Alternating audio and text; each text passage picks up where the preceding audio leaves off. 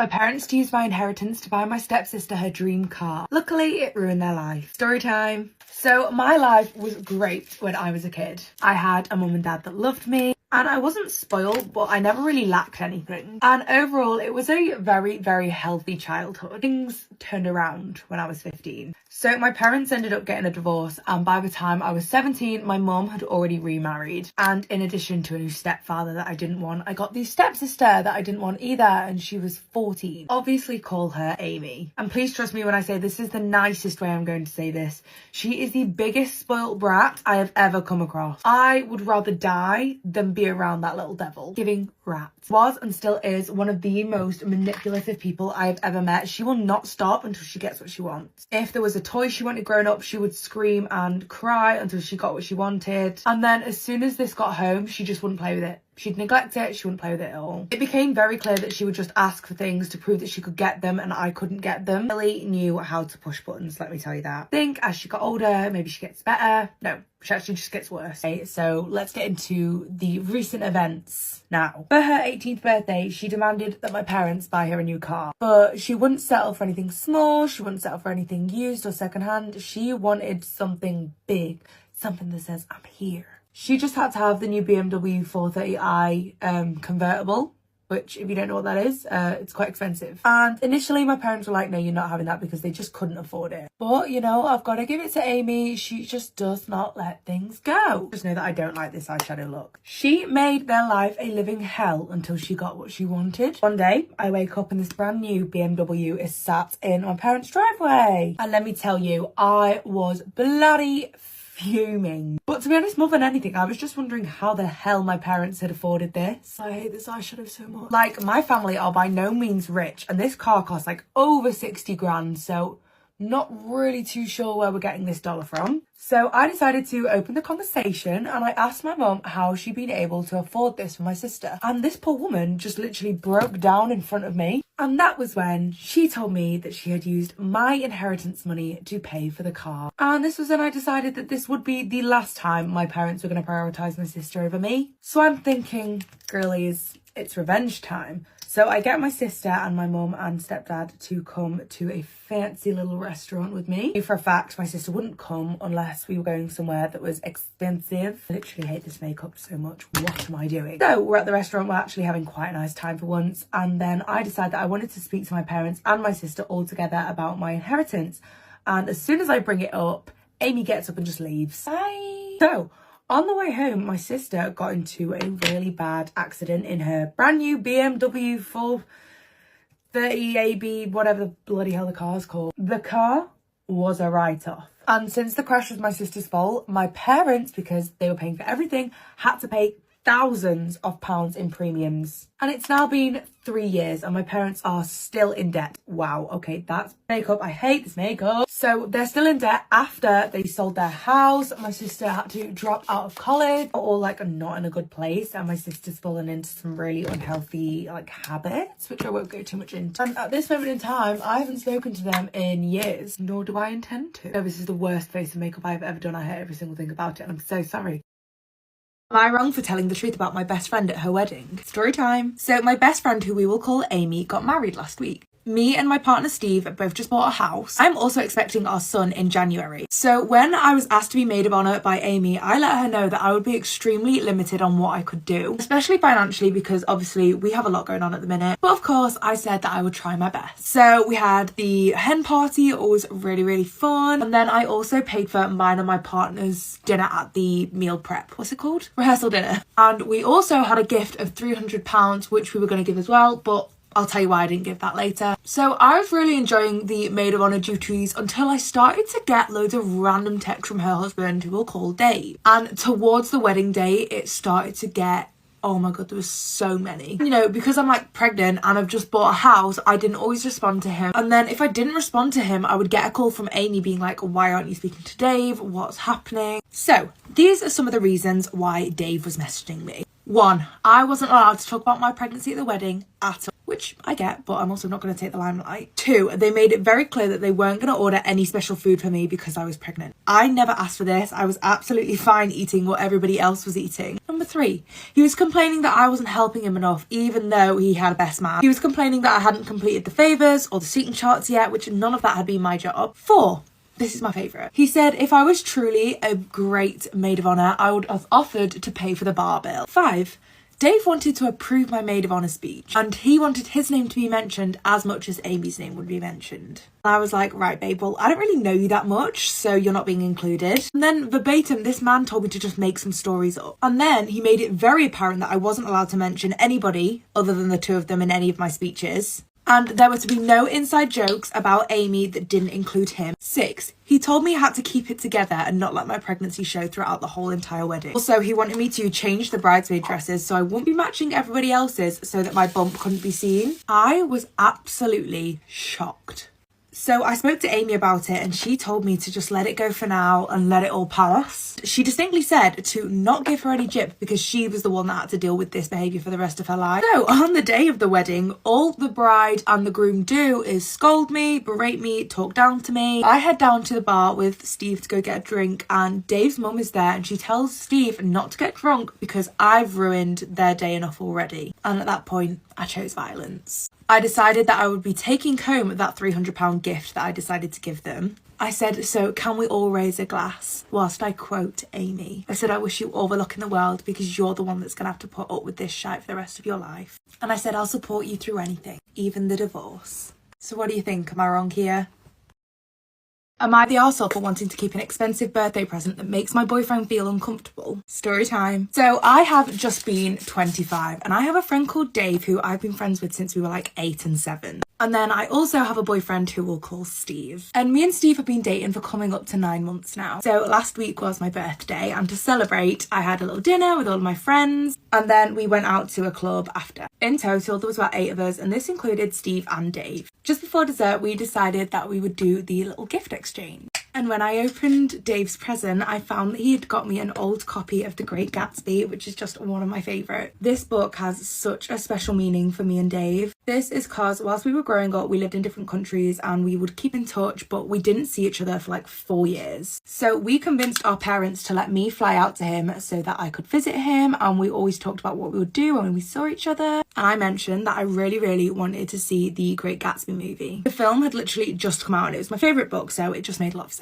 I told him that he had to read the book before we went to see it, and to this day it is the only book that Dave has ever read. And now it's a bit of a running joke because whenever I ask him to do something, he's like, well, I read The Great Gatsby for you, so I may as well do this as well. So we always go big when it comes to birthdays. So the morning after, me and Steve are lying in bed, we both feel a little bit worse for wear, and he turns to me and is like, I really feel like that Great Gatsby book was a really inappropriate gift. And I was like, okay, like, why? And Steve was like, because of how expensive it is. And I explained to him that it was just a sentimental gift, there was no need to worry. And Steve was like, but it makes me feel weird that some guy that isn't your boyfriend got you a present that cost more than his car. Bloody hell, how expensive's the book? And also, what kind of car is he driving? This argument went on for the longest time. And Steve was demanding that I return the book. I just screwed up my eyeliner. So Steve was like, I want you to return the book. He said, you can give the book back to Dave, and if it means so much to him and you, he can keep it safe for you. So naturally, I just told Steve to grow up. And now we've been having the same argument on and off for the past week. So Steve is saying that it's more than reasonable for him to be upset by this whole situation. My point is that this is a sentimental gift. And it's not like he got me an expensive piece of jewellery, like a massive showy off necklace or anything like that. Literally just a sentimental gift. He gave me something that had a memory attached to it. That means more to me than Steve's opinion on what an acceptable budget is to spend on your best friend's birthday present. So my mum is trying to convince me to give Steve the benefit of the doubt in this situation. And her advice is to get Dave to look after the book just for now whilst all of this blows over. And then one day, if Steve becomes more secure, I can take it back. My dad thinks that Steve is just being an idiot. And then all of my girls are just completely split on the situation. So what do you think? Am I in the wrong here? Am I the arsehole for telling my husband that if he fights for custody of his kids, I will divorce him? Story time. So I have never had the desire to have kids. Nor do I feel like I ever will, to be honest. I don't want to have nor care for anyone else's children. So I married my husband, who we will call Steve. And I had absolutely no idea that Steve was a dad until 5 days ago. I'm a self-employed girly, so my wage is really good for the amount of working hours that I have to do. I'm quite flexible in the hours that I work. So in terms of our finances, we have a joint account which all of our bills and like rent and stuff comes out of. Then we have our own separate accounts for fun money and savings. So Steve sat me down about 4 or 5 days ago and said, I haven't been completely honest with you. Great babe, we've only been married for a year or whatever. Steve tells me that he doesn't have one child, he actually has 2 children, when I thought he didn't have any. And the eldest is 10, the youngest is 7. Apparently he's been paying regular child support for them ever since both of them were born. But over the years of paying the child support, this has dipped into his fun money. And now Steve would like some of that fun money to be his again. He doesn't really want to be paying for the kids. He wants to have fun like he sees me have fun. So now his plan is to fight for 50-50 custody because this will mean that he pays less child support. And as I'm sure you can imagine, I was absolutely furious. Like, I'm sorry, how are you about to lie to me about having 2 children? Just bizarre behaviour. So I just outright told him that if he wanted to apply for 50-50 custody, that is absolutely fine, but I would be divorcing him. Not even just because of the kids, like the fact that you lied to me so easily as well. Scary.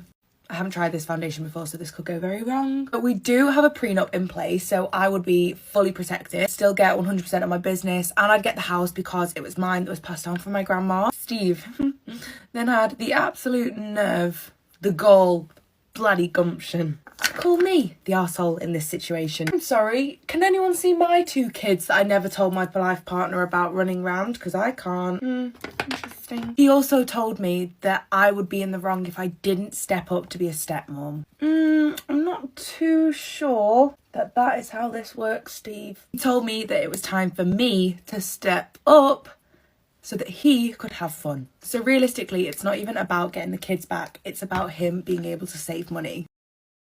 Am I wrong for refusing to pay for Christmas dinner when I'm not hosting? Story time. So I do Christmas with my husband's family every single year, and each year we change up who is hosting. And I'm pregnant this year, so we decided that my sister-in-law and her partner would host. My partner Steve have always said that they are not the best cook, so we're not really looking forward to the dinner that much. And we did offer to help them with the cooking. They always overcook the vegetables, and there's nothing worse than a rubbery carrot. So despite knowing that I was going to have to politely enjoy the food and not say that I actually really hate it, I was quite looking forward to going until my sister-in-law, who we will call Amy, calls my Steve and asks when we're going to take her shopping to get Christmas groceries. For a little bit of added context here, me and Steve both lost our jobs not too long ago, and we're both on food stamps at the moment. And Amy asked if we could have £200 worth of food stamps from our little stash. And please bear in mind that Amy and her family and my Steve's sister are really quite wealthy. Like, they do not need our help.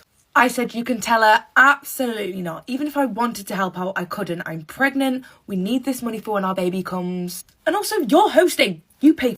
Then next thing I know, I've got bloody mother-in-law on the phone asking to give up just like £100 worth of food stamps to help pay for it. Really? Please?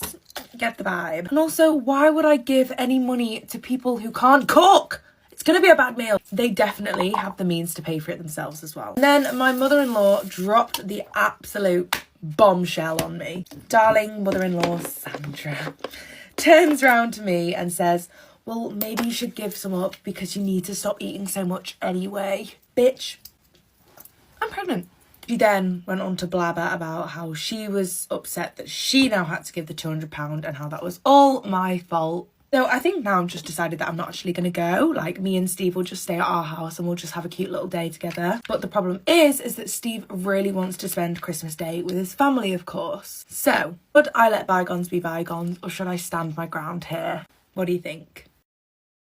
Am I the arsehole for yelling at my brother during his daughter's funeral? Story time. So my brother married his high school sweetheart about 10 years ago. but she sadly passed away during childbirth shortly after. He just never recovered from any of this. So because of all of this, he fell into drug addiction, gambling addiction, alcohol addiction, all the addiction, and he became unable to take care of his daughter, who we will call Amy. So since he was unable to take care of Amy, me and my husband took care of her. She came to live with us. She was only about 4 months old when we took her in. Don't get me wrong, we really wanted my brother Steve to be a part of Amy's life, but I'm not gonna lie, he was normally too high to have any clue what was going on. My parents put this guy through rehab so many times, but he relapsed all the time. So we were the ones that saw her first steps, we bought her first bike, we took her to school for the first day. So when Amy was 7, she was diagnosed with stage 3 leukemia. No treatment was too far away, nothing was too expensive. We were willing to try literally everything to get this girl better. And for a short while, all of this treatment worked, but when she turned 8, she relapsed. And this time, it was even worse. And through all of this, my brother Steve only visited his daughter in hospital